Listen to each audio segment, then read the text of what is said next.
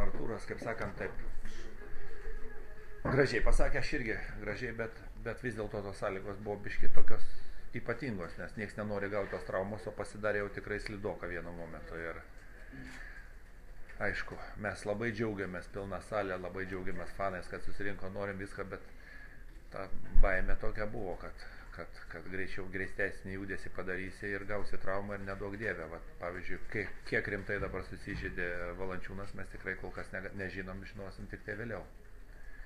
Ta prasme, tas veiksnys buvo. Antras palaikymas buvo fantastinis ir kaip rimtose varžybose labai sunku buvo per minutę kažką sufleruoti, ypatingai naujiem jauniem žaidėjim.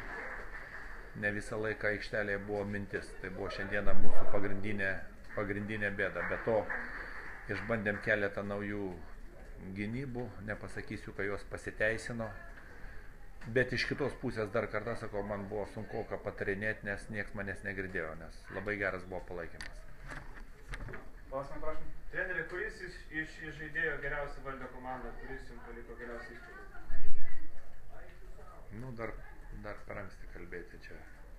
Jūs vis bandot kažką išgauti, tuoj dar biškį pakentėkit kokias 3-4 dienas ir viskas. Dunaitis kaip ir toje pozicijoje. Nu, jūs matėt, vis dėlto jaunas perspektyvus žaidėjas, tobulėja ir gerai, kad tobulėja, ir turi tobulėti, bet šiai dienai jis tikrai 5 pozicijoje jaučiasi geriau negu 4, nes ir mūsų žaidimas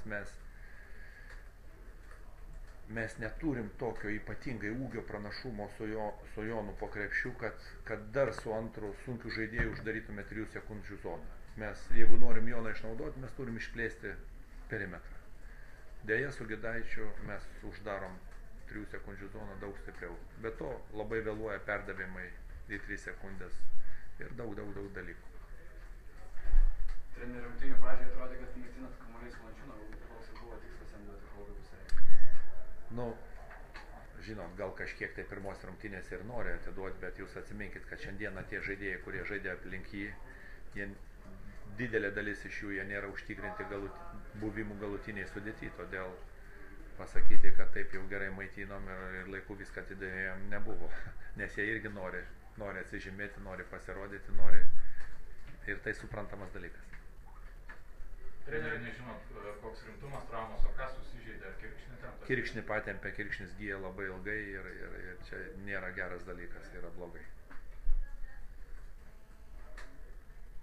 Bet dar kartą sakau, tik nieko neveikiant, tik nesitreniruojant, nežaidžiant draugiškų rungtynių, galima išvengti traumų.